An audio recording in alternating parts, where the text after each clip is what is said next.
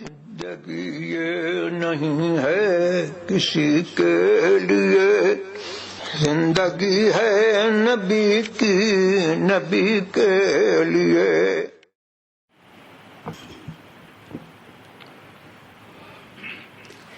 عزیزان ملت اسلامیہ، حاضرین مسجد، السلام علیکم ورحمۃ اللہ وبرکاتہ۔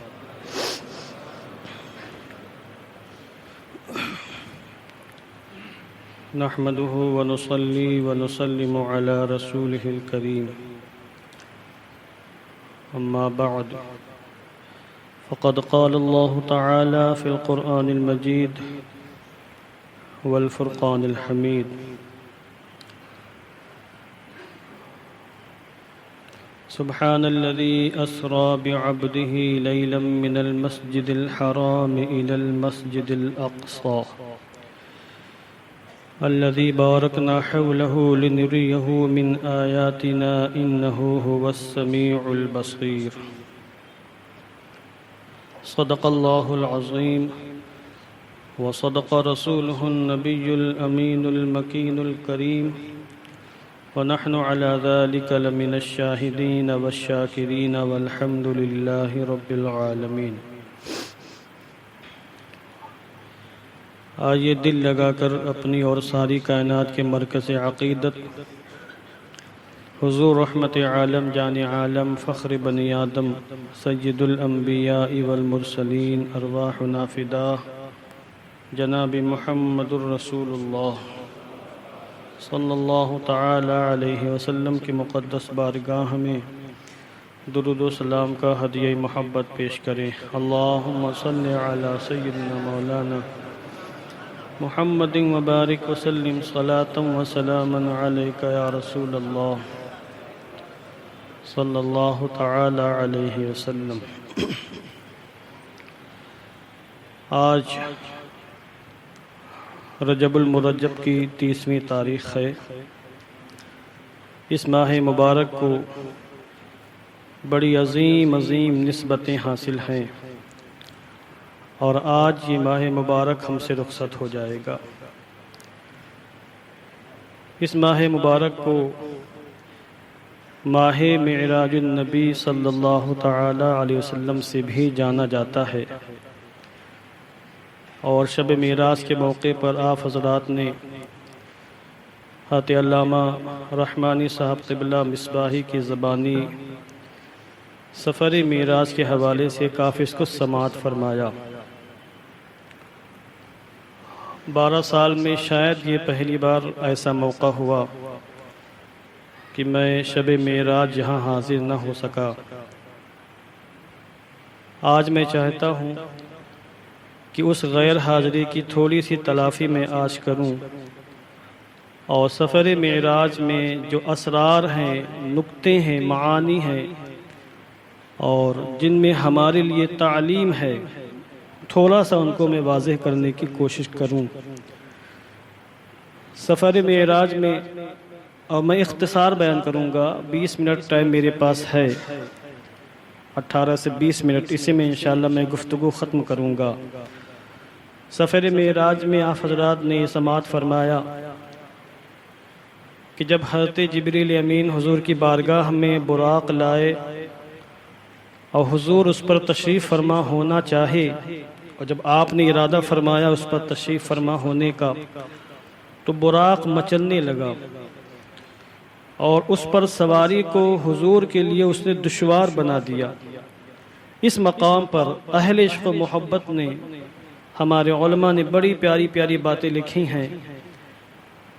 بعض علماء نے فرمایا کہ در حقیقت براق نے حضور سے اپنی زبان میں یہ گزارش کی کہ یا رسول اللہ صلی اللہ علیہ وسلم، آپ مجھ سے وعدہ فرمائیں کہ جس طرح آج مجھے آپ کی سواری بننے کا شرف حاصل ہو رہا ہے، قیامت کے میدان میں جب آپ جنت میں جلوہ بار ہوں گے تو اس وقت بھی مجھے ہی آپ کی سواری بننے کا شرف حاصل ہو۔ حضور وعدہ فرمانے، مچلنے لگا، جیسے کوئی چھوٹا محبوب اپنے بڑے محب کے سامنے مچلنے لگتا ہے اور اپنی خواہشات منوانے کے لیے طرح طرح کی وہ چیزیں اختیار کرتا ہے، یہی معاملہ یہاں بھی تھا۔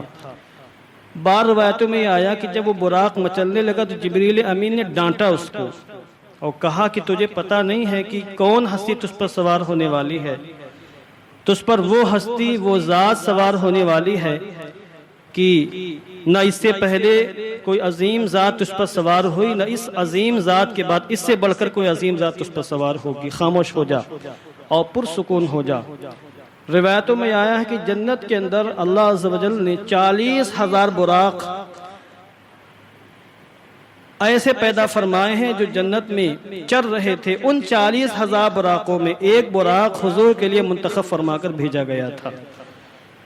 اس کے بعد اگلا واقعہ آپ نے یہ سماعت فرمایا کہ حضور رحمت عالم جان عالم کو جبریل امین بیر زمزم کے قریب لائے، جہاں پر زمزم شریف کا کنواں تھا، اور حضور کو وہاں لٹا کر حضور کے سینے کو حلق سے لے کر ناف تک چاک فرمایا اور حضور کا قلب اطہر مبارک دل باہر نکالا، اس قلب اطہر کو بھی انہوں نے چاک فرمایا اور پھر آپ کے مبارک دل کو آب زمزم سے دھلا گیا اور آب زمزم کو حضور کے مبارک دل سے نسبت حاصل ہو گئی۔ یہ اس میں کئی چیزیں بیان کرنے کے لیے ہیں۔ ایک تو یہ کہ ایسا اس لیے کیا گیا تاکہ آب زمزم کو مزید شرف حاصل ہو جائے۔ وہ آب زمزم جس کو حضرت اسماعیل علیہ السلام کے قدموں سے نسبت حاصل تھی، وہ آب زمزم جسے حضرت سیدتنا ہاجرہ کی مبارک ہاتھوں سے نسبت حاصل تھی، وہ آب زمزم جسے سیدنا جبریل امین علیہ السلام کے پروں سے نسبت حاصل تھی، اس آب زمزم کو حضور کے مبارک قلب سے بھی نسبت حاصل ہو جائے، اس لیے آب زمزم کا انتخاب کیا گیا۔ اور دوسری بات یہ کہ حضور کے لیے قلب اطہر کے لیے سونے کا تشت، سونے کی رکابی وہ حضور کی قلب اطہر کے لیے وہاں پیش کی گئی اور جبریل امین نے حضور کا قلب اطہر نکال کر اس پر رکھا۔ اس مقام پر اس سوال ہوتا ہے کہ حضور کے قلب اطہر کو مبارک دل کو رکھنے کے لیے سونے کے برتن کا استعمال کیوں کیا گیا؟ سونے کی دھات کی رکابی کیوں پیش کی گئی؟ پلیٹ جس کو بولتے ہیں، بڑی پلیٹ، تھال، اس کا جواب یہ دیا گیا کیونکہ تمام دھاتوں میں سب سے عظیم دھات سونے کی دھات ہے اور تمام دلوں میں سب سے عظیم دل مصطفیٰ ہے، قلب مصطفیٰ ہے۔ تو چونکہ یہ سب سے عظیم قلب، سب سے عظیم دل کو دھونے کا موقع تھا، رکھنے کا موقع تھا، اس لیے حضور علیہ السلام کے شرف کے لیے اللہ عز و جل نے قلب مصطفیٰ کو رکھنے کے لیے سب سے عظیم دھات کا استعمال فرمایا اور سونے کی پلیٹ وہاں پر پیش کی گئی، تشت پیش کی گئی۔ دوسرا جواب یہ دیا گیا کہ سونا ایسی دھات ہے جس کو مٹی نہیں کھا سکتی، سونا ایسی دھات ہے جس کو مٹی نہیں کھا سکتی، اور انبیاء کرام کے دل ایسے ہیں، ان کے جسم ایسے کہ مٹی ان کو بھی نہیں کھا سکتی ہے۔ حدیث پاک میں آیا ہے ان اللہ حرم علی الارض ان تأکل اجساد الانبیاء فنبی اللہ حی یرزق، کہ اللہ عز و جل نے زمین پر یہ حرام کر دیا ہے کہ انبیاء کرام کے جسموں کو کھائے۔ اللہ کا نبی وصال کے بعد بھی زندہ ہوتا ہے، اس کو رزق دیا جاتا ہے۔ تو حضور رحمت عالم جان عالم کا قلب جو آپ کے جسم اطہر کا ایک حصہ ہے، اور حضور تمام انبیاء کے سردار ہیں، تو چونکہ انبیاء کرام کے دلوں کو، ان کے جسموں کو مٹی نہیں کھا سکتی اور سونے کو بھی مٹی نہیں کھا سکتی ہے، اسی لیے حضور رحمت عالم کے قلب اطہر کو رکھنے کے لیے سونے کا برتن استعمال کیا گیا۔ اور ایک بہت عظیم بات یہاں یہ بھی بیان کی گئی کہ حضور رحمت عالم کے قلب اطہر کو رکھنے کے لیے سونے کا برتن کیوں استعمال کیا گیا؟ سونے میں اس میں زنگ نہیں لگ سکتا ہے، سونا اس لیے تو قیمتی ہے، مٹی نہیں کھا سکتی، زنگ نہیں لگ سکتا، وہ خراب نہیں ہو سکتا ہے، تو سونے میں کبھی زنگ نہیں لگ سکتا۔ اور حضور تو خیر تمام نبیوں کے سردار ہیں، کوئی بھی نبی ایسا نہیں گزرا جس کو کبھی کسی گناہ کا، معصیت کا زنگ لگا ہو، اس لیے شب معراج قلب مصطفیٰ کے لیے جو برتن استعمال کیا گیا وہ سونے کا برتن استعمال کیا گیا۔ یہاں پر آپ غور فرمائیں تو آپ کی عقلیں حیران رہ جائیں گی۔ حضور رحمت عالم جان عالم کی کتنی عظیم شانیں ہیں. آج لوگ طرح طرح کی باتیں کرتے ہیں. آپ دیکھیں حضور کا پورا سینہ حلق سے لے کر ناف تک چاک کیا گیا اور حضور کو ذرہ برابر تکلیف نہیں ہوئی. حضور بیداری کے عالم میں سارا معاملہ ہوا. آج انسان ساری کوششیں کاوشیں کرنے کے بعد اس مقام پر پہنچا ہے کہ کسی انسان کو بے ہوش کر کے اس کا سینہ چاک کر کے دل باہر نکال کر مشین کے ذریعے اس کو زندہ رکھ سکتا ہے. بس اس سے زیادہ کچھ نہیں کر سکتا. دنیا میں کوئی بھی انسان ایسا نہیں ہے کہ جو بے ہوش کیے بغیر اس کا ہارٹ آپریشن ہو جائے. یہ ممکن ہی نہیں. حضور رحمت عالم جان عالم کو بے ہوش کیے بغیر آپ کی آنکھیں کھلی ہیں بیداری کے عالم میں. جبریل امین نے اپنا دست اقدس ایسے کیا اور حضور کا سینہ چاک ہو گیا اور ایک قطرہ خون بھی باہر نہیں آیا. نہ حضور کو تکلیف ہوئی نہ ایک قطرہ خون بھی باہر آیا. اور ہمارا عالم تو یہ ہے کہ ہم ایک پھنسی بھی برداشت نہیں کر سکتے. سوئی کی نوک گھس جائے ہم برداشت نہیں کر سکتے. ہمارا کوئی دوست چٹکی لے رہے چیخیں نکل جاتی ہے ہم برداشت نہیں کر سکتے. اور ہم کسی بھی انسان کے بارے میں تصور نہیں کر سکتے ہیں کہ اس کا سینہ پھاڑ دیا گیا ہو, دل اس کا چاک کر دیا گیا ہو اور اس کو تکلیف نہ ہوئی ہو اور اس کے جسم سے کوئی قطرہ خون باہر نہ آیا ہو. یہ کسی بھی انسان کے بارے میں تصور نہیں کیا جا سکتا. تو اس کا مطلب یہ ہوا کہ حضور رحمت عالم بشر ہیں مگر آپ کی بشریت اور آپ کی جسمیت اتنی اعلیٰ ہے, اتنی عظیم ہے کہ دنیا کا کوئی بھی انسان ویسا بشر نہیں ہے اور ویسی بشریت کسی بھی انسان کے بارے میں ویسی بشریت کا تصور نہیں کیا جا سکتا ہے. اس لیے ہمارے امام نے کہا ہے اللہ کی سرتاب قدم شان ہے یہ, انسان نہیں انسان وہ انسان ہے یہ. قرآن تو ایمان بتاتا ہے انہیں, ایمان یہ کہتا ہے میری جان ہے یہ. حضور کی بشریت سب سے عظیم ہے. حضور کی روحانیت اور نورانیت جس طرح بے مثال ہے اسی طریقے سے حضور کی جسمیت اور حضور کی بشریت بھی بالکل بے مثال بے نظیر ہے. کم بخت ہیں وہ لوگ جو کہتے ہیں کہ حضور ہم جیسے بشر تھے. آؤ اپنا سینہ پھاڑ کے دیکھو, خون کا قطرہ نکلتا ہے کہ پھوارہ نکلتا ہے. تم تو ایک پھنسی ایک پھانس برداشت نہیں کر سکتے. اور حضور کو اللہ نے کتنا عظیم مقام عطا فرمایا.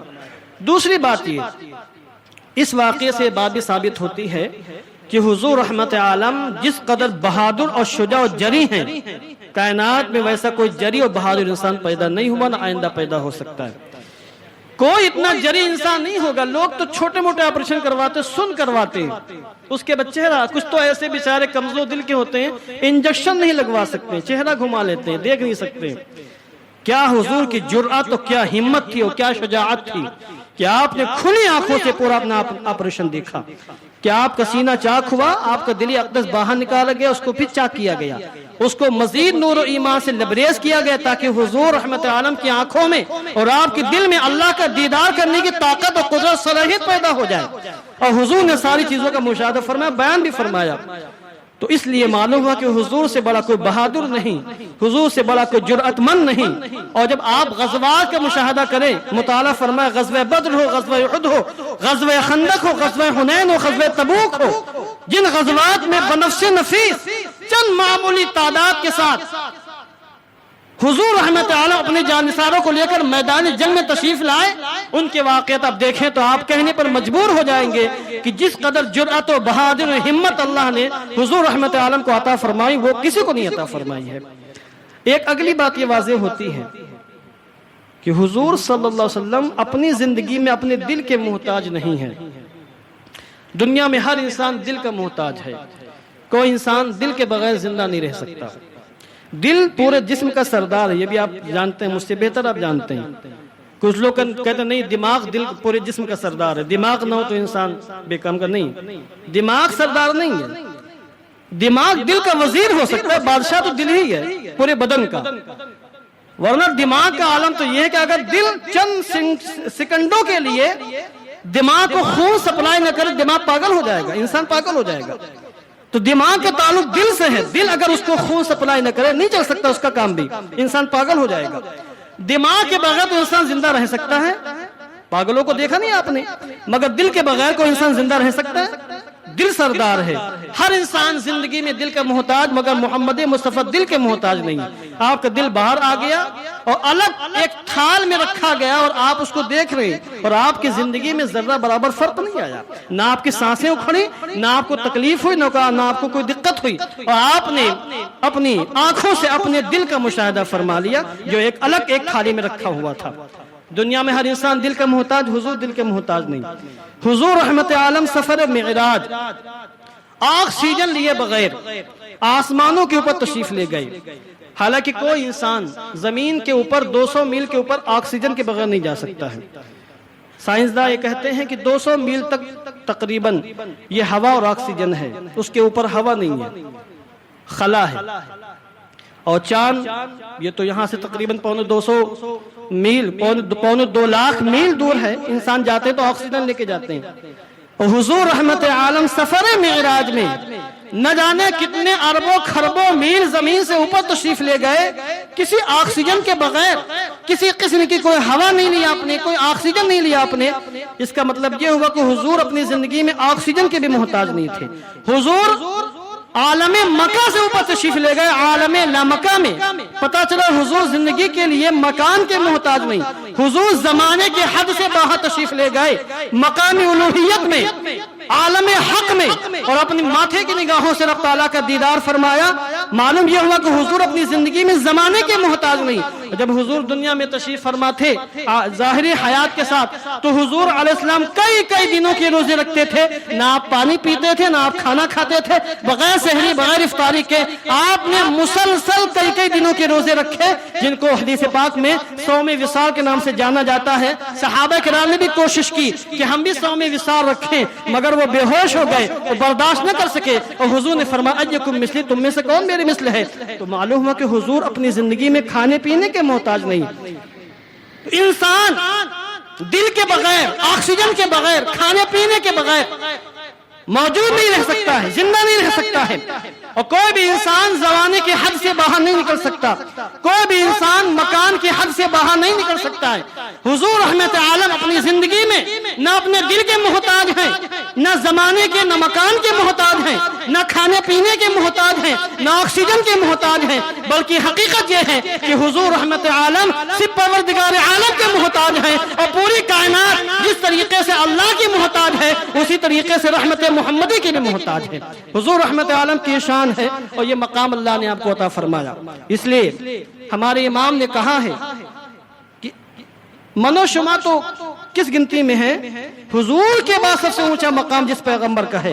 حضرت خلیل اللہ ابراہیم علیہ السلام ان کے بارے میں فرمایا وہ جہنم میں گیا جو ان سے مستغنی ہوا، ہے خلیل اللہ کو حاجت رسول اللہ کی. کہ حضرت خلیل اللہ ابراہیم علیہ السلام اگرچہ ابو الانبیاء ہیں، اگرچہ حضور کے بعد سب سے اونچا مقام ہے، مگر وہ بھی حضور رحمت عالم جان عالم کے محتاج ہیں. کائنات کا ذرہ ذرہ محمد مصطفیٰ کا محتاج ہے، اور حضور کسی کے محتاج نہیں، حضور صرف اللہ عز و جل کے محتاج ہیں. اس پر دلائل ہمارے پاس موجود ہیں. بس ایک آخری بات، وقت تقریباً ختم ہو رہا ہے.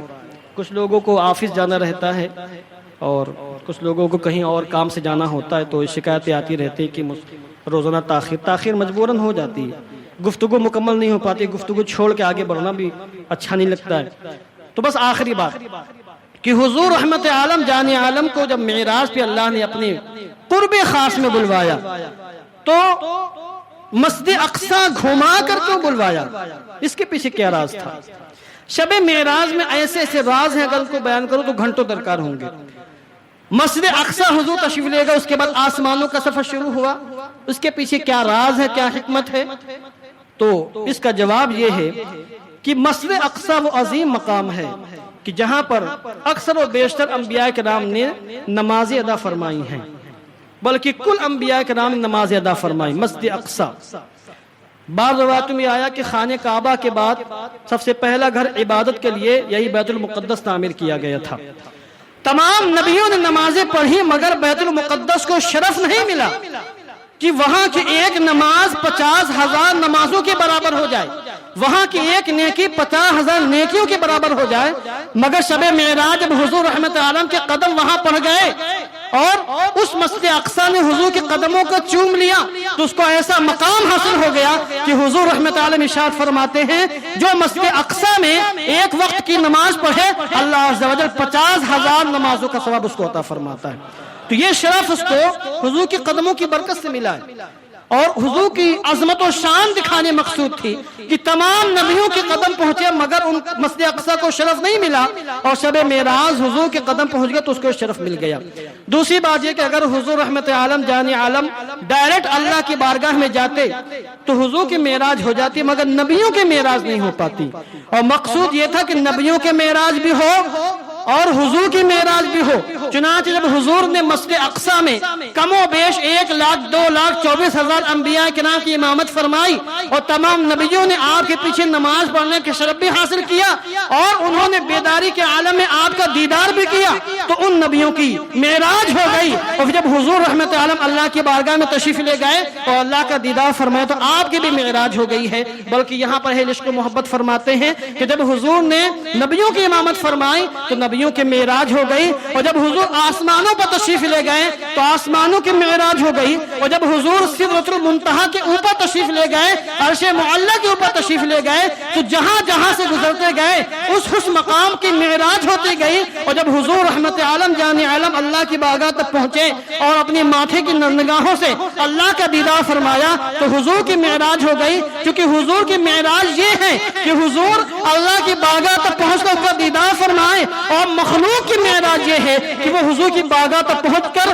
حضور کی قدموں میں گر کر حضور کا رخ زیبا دیکھ لیں، یہ مخلوق کی معراج ہے۔ تو شب معراج جس نے حضور کو دیکھا اس کی معراج ہوتی گئی، اور جب حضور نے اللہ کو دیکھا تو حضور کی معراج ہو گئی۔ اور حضور کے صدقے میں ہمیں نماز کا تحفہ ملا۔ نماز کے بارے میں آیا الصلاۃ معراج المومنین، نماز مومنوں کے معراج ہے، تو حضور رحمت عالم نے ہماری معراج کا ایسا انتظام فرمایا کہ ہم چاہیں تو دن میں 5 مرتبہ معراج حاصل کر سکتے ہیں اور معراج کی برکتوں سے مالا مال ہو سکتے ہیں۔ جو مسجد میں آ جائے رب تعالیٰ کی بارگاہ میں سجدہ بندگی پیش کر لے تو گویا کہ اپنے رب سے ہم کلام ہوتا ہے، اور جو اپنے رب سے ہم کلام ہو جائے اس کو معراج کا مقام مرتبہ حاصل ہو جاتا ہے۔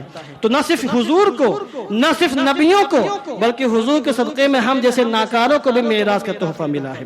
دعا کرتا ہوں کہ اللہ عز و جل ہم سب کو معراج کی برکتوں سے مالا مال فرمائے۔ وآخر دعوانا ان الحمد للہ رب العالمین۔